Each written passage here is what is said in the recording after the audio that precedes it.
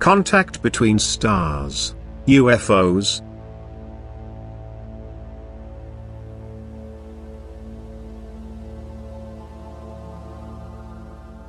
There is no earthly material world whose inhabitants could purely physically leave this world without losing their lives. Irrespective of whether this concerns the Earth or other planets which shelter beings whose physical consistency depends on the planet's properties, that is, it adapted itself to the planet's nature. Therefore it will never be possible for inhabitants from one planet to go to another, because natural law prevents it and because each planet only ever provides the living conditions for the living beings it was allocated by God's will. Although spiritual connections between different worlds exist, they only ever pursue and intend to achieve spiritual goals, but they would neither want nor be able to provide a planet's respective inhabitants with material advantages, as people imagine or hope for. Contacts between different stars do not exist unless a spiritual connection is established between the beings on spiritual creations who can emanate their light to all celestial bodies and who are thus also mentally connected to people on Earth. If people want such a connection, if people are receptive to their illuminations, then these beings of light can indeed also offer advice about earthly matters. They can take care of people's every earthly need and in a truly divine sense exercise their influence on people. But to appear to people visibly will always be an exception in very special circumstances and for very special reasons, which should not be generalized by expecting or announcing a definite forthcoming mass appearance of such beings.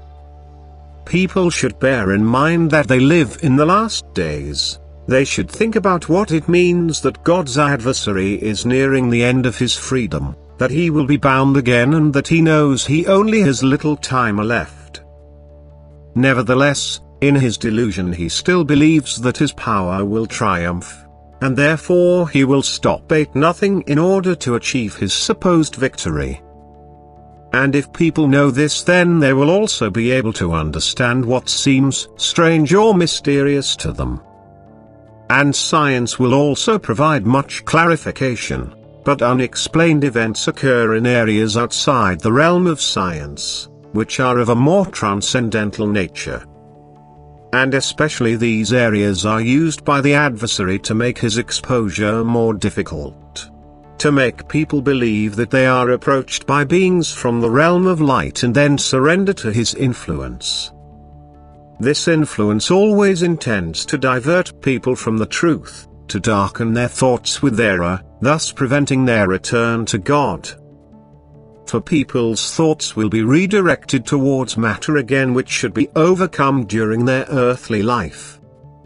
The adversary will negate everything that is proclaimed by God as close at hand, everything that is related to the approaching end. And thus people are led into false expectations which result in indifference towards their souls and the great danger that the souls will experience the end unprepared and be lost again for eternity. Unworldly-minded people will not fall prey to the adversary's artful temptations, for their focus on God and their desire for truth also guarantees that they think correctly. And although they are unable to explain such appearances, it will not seriously affect their way of life. They steadfastly continue on their path until the end, always protected by the beings of light who prevent God's adversary to seize them. For in the final analysis it is a person's own will which determines whether and to what extent he lives in truth. Amen.